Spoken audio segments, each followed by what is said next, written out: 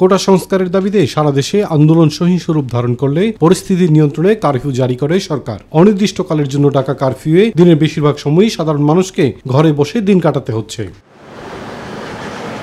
চলমান অনির্দিষ্টকালের কারফিউ জারির ফলে ভোগান্তিতে পড়েছে পথচারী, কর্মজীবী সহ সাধারণ মানুষ।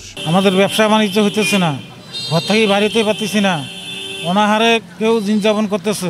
অসুস্থ মানুষ বের হচ্ছি, যাতায়াতের সমস্যা, গাড়ি পাওয়া যাচ্ছে না, অটো পাওয়া যাচ্ছে না। ব্যবসা বাণিজ্য, গরিব লোকরা, বিভিন্ন সমাজের বিভিন্ন শ্রেণী, যারা নিম্ন শ্রেণীর আয় করে তাদের জন্য কষ্টকর, সবার জন্য, আমাদের জন্য কষ্টকর। সারা দেশে চলমান পরিস্থিতি স্বাভাবিকে ফিরুক, তেমনটাই প্রত্যাশা দিনমজুর অটোরিকশা চালকদের। সারাদিনে 300-400 টাকাও করা যায় না, ঘুপে ঘাপে আর কি ভরা মারবো আমরা। নিষেধ করলেও তো হবে না, আমাদের টাকার প্রয়োজন আছে না, আমরা রিক্সা চালাই, মানে দিন আনি দিন খাই, আমাদের তো আর ব্যাংকে টাকা থাকে না বা আমাদের ক্যাশ থাকে না যে আমরা বসে বসে খাবো।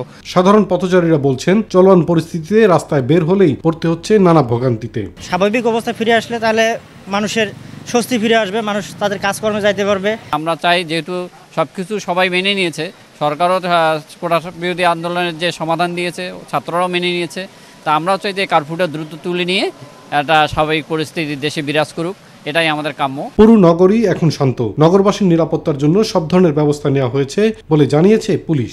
আমরা এই নগরীকে শান্তিপূর্ণ রাখার জন্য নগরবাসীর সহায়তা কামনা করছি এবং আশা করছি নৈরাজ্যকারীরা, হটকারীরা যেন নগরবাসীর কোনোভাবেই সহায়তা না পান এবং এই নগরের স্বাভাবিক পরিস্থিতি বজায় রাখার ক্ষেত্রে সকলে এগিয়ে আসবেন, এটি আমাদের প্রত্যাশা। দেশে চলমান সংকট দ্রুতই নিরসন হয়ে পূর্বের মতো স্বাভাবিকে ফিরে আসুক, এমনটাই প্রত্যাশা সবার।